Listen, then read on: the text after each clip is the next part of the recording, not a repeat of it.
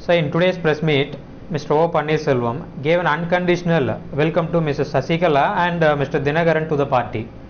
So for this, Mr. Dinakaran on the other hand had reacted, said that those who have conscience will accept the decision that was made by Mr. OPS unanimously. So the TN people know what had happened in 2017. What are all the dramatic scene that was staged by Mr. OPS by the name of Dharma Yuddham.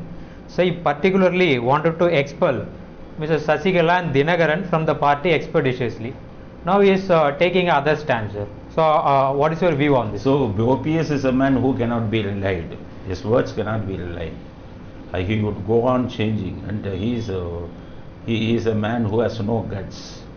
So for making Sasikala and Dinakaran to join in the party, it is a decision which has to be decided by the party members. There are 1 crore and 1.5 crore party members in ADMK. I know the pulse of most of the ADMK members. 99% of the ADMK members are against Sasikala. 95% of the ADMK members are against TTV Dinakaran.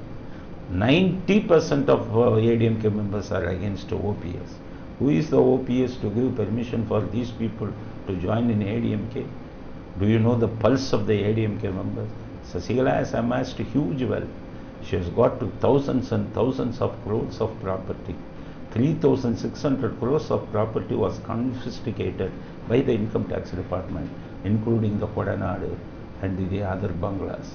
So even after that, even after this 3,600 crores, she had got lakhs and lakhs of crores of property. How she earned such a property? If you make her to join in ADMK, if you go and ask the people to vote for DMK under the leadership of Sasikala, will any members of public will vote for ADMK? So Sasikala should be disqualified. She should take rest. She should retire from politics. She has got she has got a huge wealth. So by keeping that wealth, by keeping the property, she should run away from politics. So that is what I want to suggest. With regard to TTV Dinakaran, you just imagine why ADMK was defeated during 2021 assembly election. You just imagine, because ADMK was lost only 3% of vote. This TTV Dinakaran, he had contested with his own party and he had secured 3%. So if he had not split the vote, if TTV Dinakaran had not split the vote, what is that, ADMK would have come to power. So who had spoiled the chances of ADMK coming to power? Only this TTV Dinakaran. How this TTV Dinakaran had come into prominence, you should see, only because of Jayalalitha. They are all ordinary families. I know the entire family. I know the background of entire family. They belong to an ordinary family background. How they earned lakhs and lakhs of crores of property. It is only because of Jayalalitha. So they should be loyal to the party. He should not have contested in the election. He should not have divided the votes. So a man who is responsible for the defeat of ADMK should not be allowed to enter into the ADMK. So that is what I raise my strong objection to OPS for having made such a remark without consulting the pulse of the ADMK party members. Yeah. So one of the AIADMK functionary, Mr. K.C. Palaniswamy, had made a comment in a recent interview, said that keeping 2024 parliamentary election in mind, BJP had a master plan to appoint Mr. Rajinikanth as a governor in one of the Indian states. So just by doing so, BJP thinking that they can enhance their vote bank in Tamil Nadu.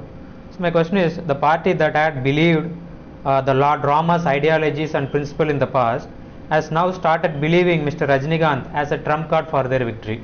So what's your view and what's your say on their BJP has lost all their principles.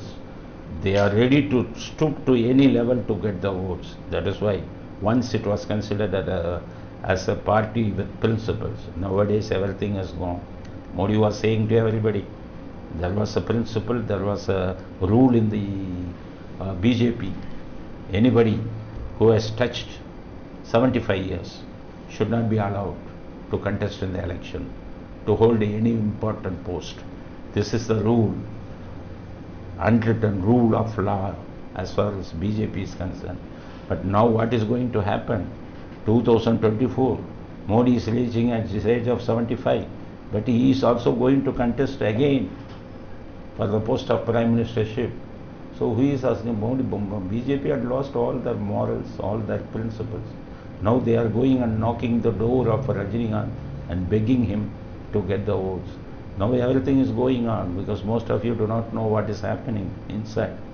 Rajinikanth has given direction to all his Rajini Mandram, members of Rajini Mandram, to all his fans he has given the direction to enroll them as BJP members. Most of the Rajini fans are now enrolling them as BJP members. This is secretly happening. So just to reward this, BJP may have a plan of giving him some good post like governor or some other thing. But you think the market value of Rajinikanth, for every movie he is earning 100 crores. He is also earning fame and publicity. But what is the use of getting appointed as a governor? What is the use? He will be getting some 2 lakhs rupees as salary for being a governor. Apart from that, he will be getting some facility.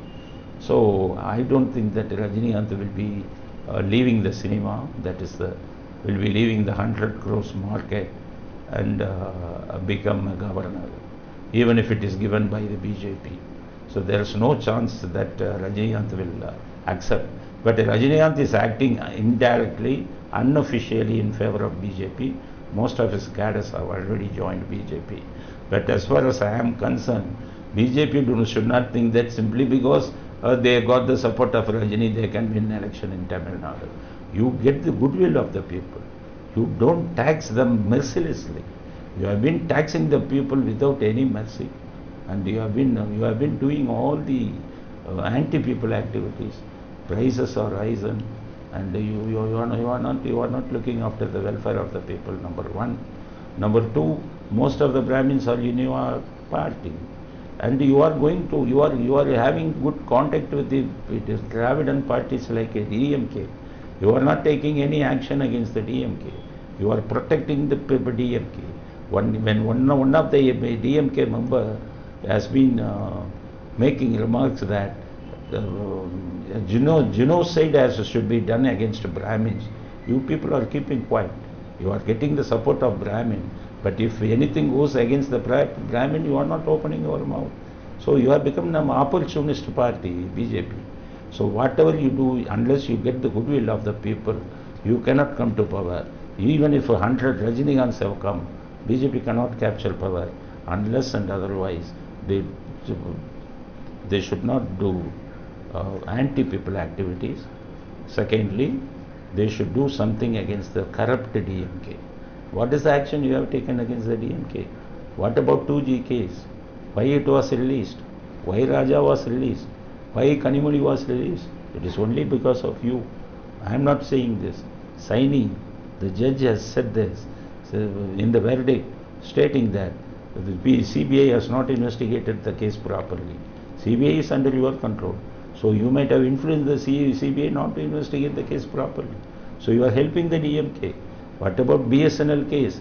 You are helping Maran brothers. So on the other hand, and you have got anti-DMK ideology, but you are helping the DMK. You are in collusion with the DMK.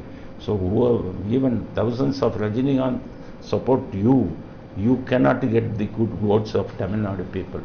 That is what my opinion.